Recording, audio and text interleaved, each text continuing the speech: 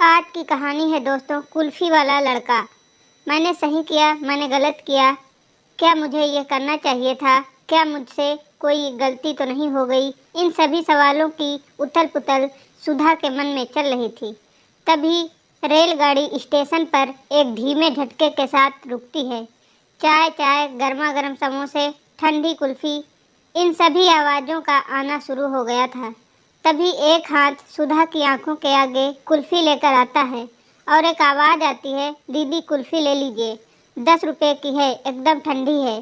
सुधा अपने मन की उथल पुथल से अचानक बाहर आती है और देखती है एक 12 वर्षीय बालक अपने हाथ में कुल्फी का डिब्बा लिए रेलगाड़ी में कुल्फी बेच रहा है।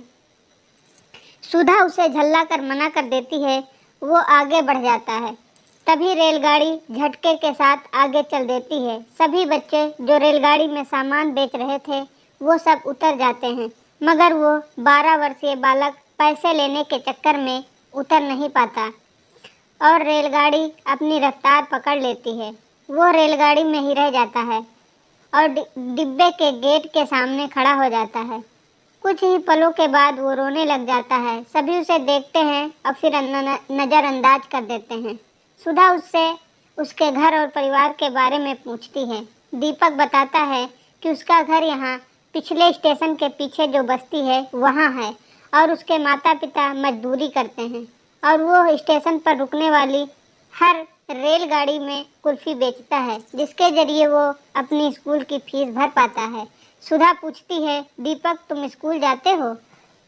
कौन सी क्लास में पढ़ते हो? दीपक कहता है, मैं 5वीं कक्षा में पढ़ता हूँ, मेरी बस्ती के पास ही मेरा स्कूल है।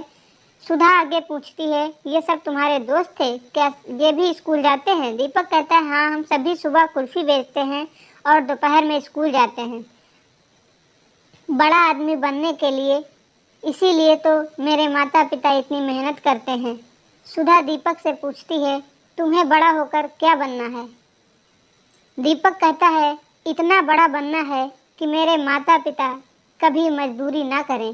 सुधा दीपक से पूछती है, मैं तुम्हें एक अच्छे से बड़े वाले स्कूल में बहुत अच्छी शिक्षा दिला सकती हूँ, क्या तुम मेरे साथ चलोगे?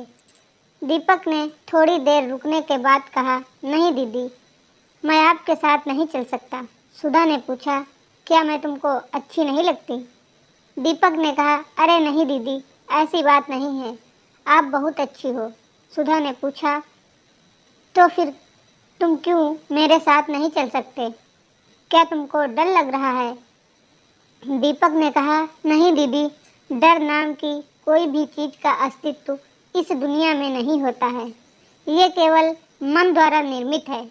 टीचर ने स्कूल में बताया था। मैं अपनी पढ़ाई अपने ही घर में रहकर करना चाहता हूँ, अपने माता पिता के पास, अपनी माँ का बना हुआ अच्छा खाना खाते, अपने पिताजी से अच्छी अच्छी बातें सीखते, अपने दोस्तों के साथ स्कूल जाते हुए मैं अपनी जिम्मेदारी खुद ही लेना चाहता हूँ। जो व्यक्ति अपनी जिम्मेदारी लेते हुए जीवन में आगे बढ़ता है वही अपने सपनों को पूरा कर पाता है। गांधी ने भी यही कहा है, स्वाभिमान बनकर रहना चाहिए। मेरे माता और पिता ने बहुत मेहनत की है, मैं उन्हें धोखा नहीं दे सकता, अपने फ़ायदे के लिए तो कभी भी नहीं। सुधा ने पूछा, फिर तुम रो क्यों रहे थे? दीपक ने कहा, मेरे वक्त पर घर नहीं पहुंचने के कारण मेरे माता पिता मुझे कहाँ खोजेंगे? उन्हें तो पता भी नहीं होगा कि मैं यहाँ रेलगाड़ी में हूँ। सुधा इस बालक से यह सब सुनकर दंग रह गई। उसे समझ नहीं आया कि समझदार कौन है, वो जिसके पास ज्ञान है, जिसके पास डिग्री है, जो उम्र में बड़ा है, या फिर जो नादान है। अगले स्टेशन आते ही रेलगाड़ी की रफ्तार धीमी हो गई। दीपक झट से रेलगाड़ी से नीचे उतरा और दूसरे प्लेटफार्म पर जाकर खड़ा हो गया।